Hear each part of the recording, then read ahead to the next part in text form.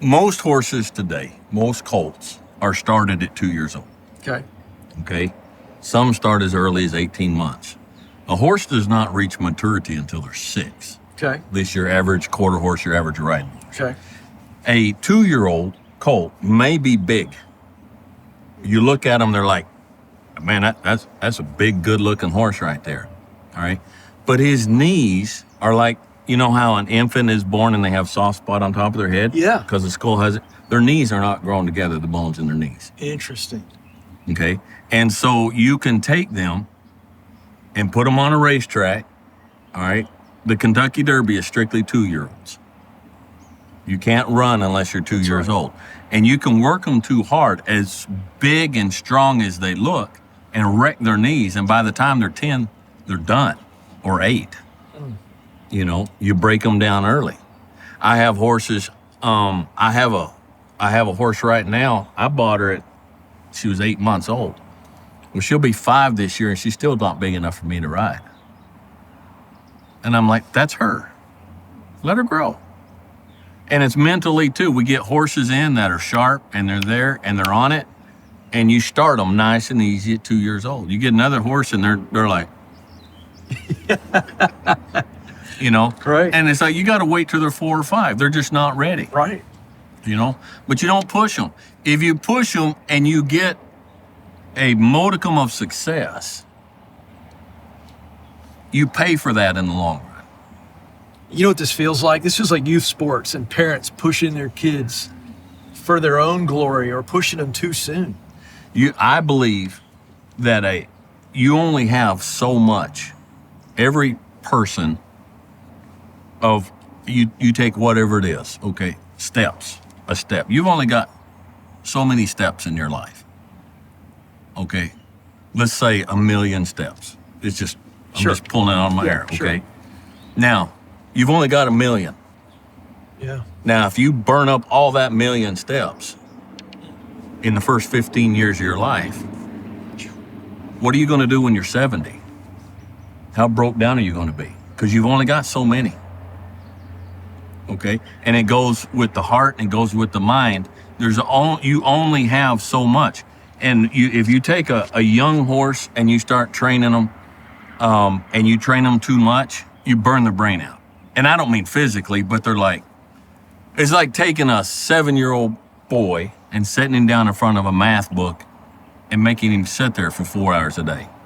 What you're going to wind up with a boy that hates math. Now, he might have been naturally good at math. He might have had a talent for math. He would have loved math and become a great mathematician.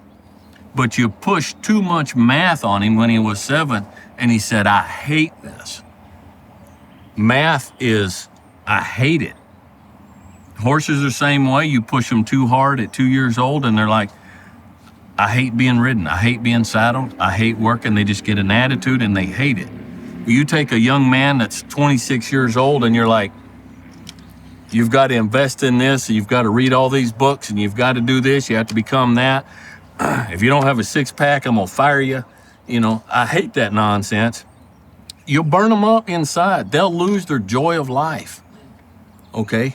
That they spend so much time in their formative years and in their youth being just mentally and emotionally driven and burnt out.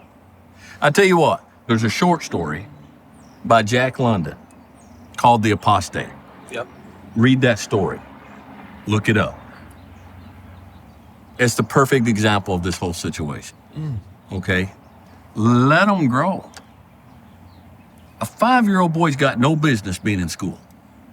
Oh, I agree. He's got no business. He needs to be out climbing a tree. Now, maybe he'll break his arm, but he'll be happy because he'll have a cast and he'll have the scars of war. That's right. He needs to be muddy. He needs to be dirty. He needs to be out feeding the horses. All right? He needs to be growing and developing. He doesn't need to be sitting down in a book and trying to figure out if a train leaves Chicago at 8 a.m. traveling 35 miles. He don't need that nonsense. He doesn't. Okay? Yeah. And you're going to ruin him. That's right. Well, the same thing applies to a 20-year-old, but just in different areas. Yes. They don't need it. Okay? Yeah, They don't need it. What do they need? They need to learn how to build relationships. They need to be around a campfire with a bunch of buddies and figuring out the pain of acting stupid. Yep. They need to figure it out. That's right. All right, they need to be down to the creek baiting down there, getting a bloody nose and a good fist fight because somebody has not yet learned how to shut their mouth. Okay, they need to learn life. Yes. You don't learn life sitting in a bunch of stinking seminars. No offense. Yeah. Okay. No, none taken. No offense. None taken. There's a time and a place for everything. Yeah. Now, all young men are not the same. Some young men, they hit 18, 19, they're there. Yeah. Okay. But if you take a 18-year-old we put him in school when he was 4. Yeah. All right. Yeah. He went all the way through grade school. Yeah. Then he went through middle school. Then he went through high school. Yeah. Then he went to college. Then he went to pre-med. And then he went to med school. Right. What did he learn? Well, I tell you what we teach them. We teach them not to ask questions. We teach them how to answer questions. We beat the curiosity out of them. That's what they're learning. And so what we tell them to learn. And so they just parrot. They don't think for themselves. There it is. And they don't. Their empathy is stunted. You come off a horse and hit the ground, I'm gonna look down, I'm gonna say, did that hurt? Okay? Because I've been there. Yes. Okay? Right. I've been there so many times. Right. Okay? I can empathize. Yeah. And I can say, get up, brush yourself off, and get back on. Right. Oh, you broke a couple of ribs? Right. Well, here's some aspirin. I've been there, done that. Right. But you're also going to probably tell me what I did. Oh, absolutely. And will. boy, am I going to learn it a lot better. Okay. Because of that. But if you spent all of your life sitting in one classroom after another, sitting in front of a computer, That's right. learning how to make more money, you don't learn how to preserve relationships. Yeah. You don't learn how to empathize with people, not to the level that you should. Yeah. We got to let kids be kids. And I don't, this is me, a 26-year-old is still a kid. Yeah. And we got to let them be a kid. Yeah. We got to let them mess up. Yeah. You know, we got to let them have fun. Look, I'll be 58 next month. I love that just surprised you. There are things I will never do again. Yeah. Oh, yeah. I resonate with that. Okay? Why do I want to take that away from a 25-year-old? Yes. Why do I want him to get where I'm at? And it's like, well, you got a lot of money, but you never did this. You never experienced this. Yeah. You never found this. You never learned this. Yes. I wouldn't trade places with you for nothing. Yeah. We need to let, and it's not just guys, girls. We need to let them, now not be stupid, not be immoral. I'm not talking spring break garbage. Sure. Okay. But hey, let the kid be the kid, Yeah. Yeah. you know? Yeah. There's a reason why we call them young men, That's right. and there's a reason why we say old men. That's right. That's a key adjective. One of the saddest things in the world is an old man that's 24 years old. Ooh. That's sad. Oh. Break that down. Describe that old man who's 24.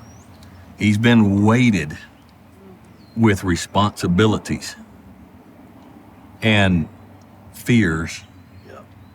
and work and drudgery, and all the joy of life was taken away from him. All of the freedom of life was taken away from him. And I'm 58. I'm not old, but I'm not young. And I carry burdens easily because I've grown into them. Yes. I carry my age Yeah. easily because I've grown into it. Yeah. But a 24-year-old should not be carrying an old man's burden.